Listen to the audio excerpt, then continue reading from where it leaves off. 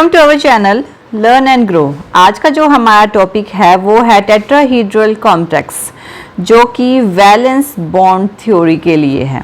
तो tetrahedral complex आज हम कर रहे हैं। इसके कुछ एग्जांपल्स देखेंगे कि टेट्राहीड्रल कॉम्प्लेक्स क्या होते हैं।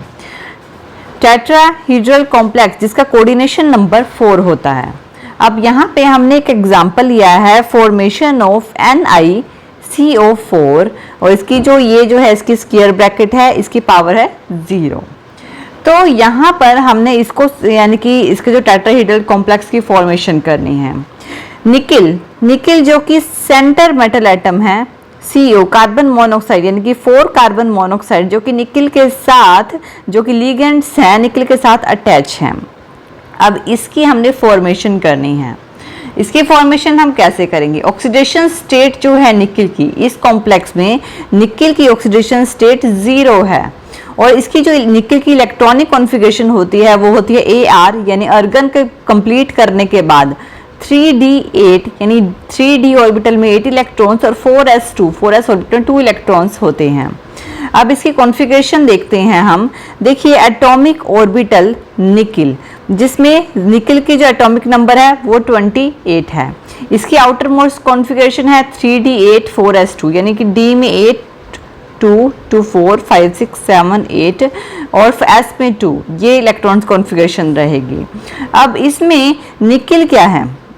निकिल की जो हमारी कॉन्फ़िगरेशन रही है वो हमारे पास फिलहाल हमने इलेक्ट्रॉनिक कॉन्फ़िगरेशन के अकॉर्डिंग किया है और इस केस में निकिल की जो ऑक्सीडेशन स्टेट है वो है 0। तो निकिल की ऑक्सीडेशन स्टेट क्या है? Is equal to 0। अब यहाँ पे ये जो 2 इलेक्ट्रॉन है ना, ये इनके साथ 3d में आ जाएंगे यानी कि इनके साथ ये सिंगल इलेक्ट्रॉन है, इनके साथ ये डबल पेयर कर लेंगे। तो यहाँ पे कौन सी हाइब्रिडाइजेशन होगी? तो निकिल की जो 3d है वो तो कंप्लीट हो चुकी है इन सब इलेक्ट्रॉन्स के साथ, क्योंकि 4s के जो 2 इलेक्ट्रॉन थे वो यहाँ पर आकर के साथ पेयर अप हो गए। तो कितने खाली रहे? कितने बॉक्स? ये वाले बॉक्स जो हैं वो खाली रहे। ये कौन से हैं? ये वाले जो बॉक्स खाली रहे हैं, इसकी जो हाइब्रिडाइजेशन है वो है एक s और p3। तो sp3 की यहाँ पे हाइब्रिडाइजेशन हो रही है। तो अब फॉर्मेशन कैसे बनेगी? देखिए 3d तो ऑलरेडी फिल्ड है, जैसे कि इसके सारे जो ऑर्बिटल्स हैं वो फिल्ड हैं, लेकिन sp3 की यहाँ पे हाइब्रिडाइजेशन है। तो यहाँ पे क्या होगा कि फॉर्मेशन जो कार्बन मोनोऑक्साइड है ना वो आएंगे, वो अपने जो पेयर ऑफ इलेक्ट्रॉन्स है डोनेट करेंगे। और कहाँ पे डोनेट करेंगे? इन बॉक्सेस में डोनेट करेंगे कार्बन मोनोऑक्साइड। जब ये डोनेट होंगे तो फॉर्मेशन बनेगी Ni यानी CO4 की, ये वाली फॉर्मेशन बनेगी। तो ये फर्स्ट एग्जांपल है टेट्राहीड्रल कॉम्प्लेक्स का। अब इसमें sp3 हाइब्रिडाइजेशन हो रही है। कार्बन मोनोऑक्साइड ने उसके जो sp3 में 4s कार्बन मोनोऑक्साइड ने अपने इलेक्ट्रॉन पेयर डोनेट कर दिया और उसके साथ जो है बॉन्ड बना लिया। इसकी जो फॉर्मेशन है ये डायमैग्नेटिक नेचर का है। डायमैग्नेटिक नेचर क्यों है? ये जो है ये है डायमैग्नेटिक नेचर। क्यों? क्योंकि इसमें एक भी अनपेयर इलेक्ट्रॉन नहीं है, सारे इलेक्ट्रॉन जो है वो पेयर अप में है, इस वजह से ये डायमैग्नेटिक इन नेचर है। तो ये हमारा फर्स्ट एग्जांपल है।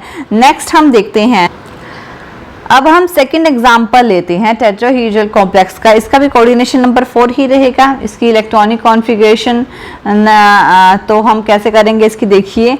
अब देखिए जिंक का एटॉमिक नंबर जो होता है वो होता है 30 और इसकी 3d में यानी कि AR यानी कि अर्गन की कंप्लीट होने के बाद 3d में 10 इलेक्ट्रॉन्स होते हैं और 4s में 2 इलेक्ट्रॉन्स होते हैं।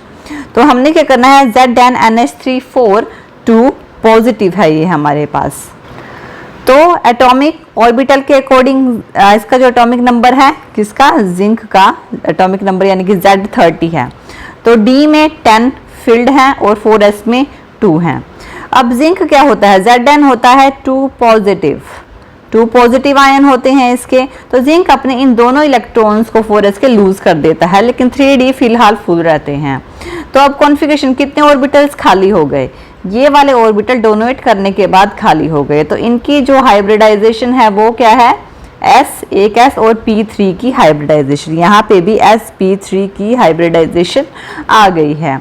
अब इसकी ये जो हमारी, अब जिंक तो जो है कंप्लीटली फिल्ड है, 3d ऑर्बिटल इसकी कंप्लीटली फिल्ड है।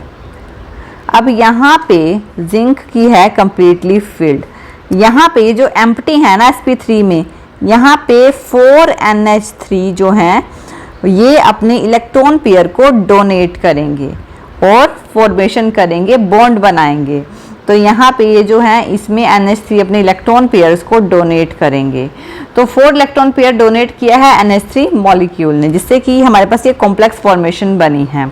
अब ये भी क्या है, डायमैग्नेटिक इन नेचर है। डायमैग्नेटिक इन नेचर क्यों है, क्योंकि इसकी जो पूरी कॉन्फ़िगरेशन यानी कि एक भी इलेक्ट्रॉन जो है वो सिंगल नहीं है, सारे पेयरिंग में है, इस वजह से ये डायमैग्नेटिक है। अगर एक भी इलेक्ट्रॉन सिंगल होता है तो वो पैरामैग्नेटिक नेचर का होता है। तो ये हमारे टेट्राहेड्रल कॉम्प्लेक्स होते हैं वैलेंस बॉन्ड थ्योरी के लिए।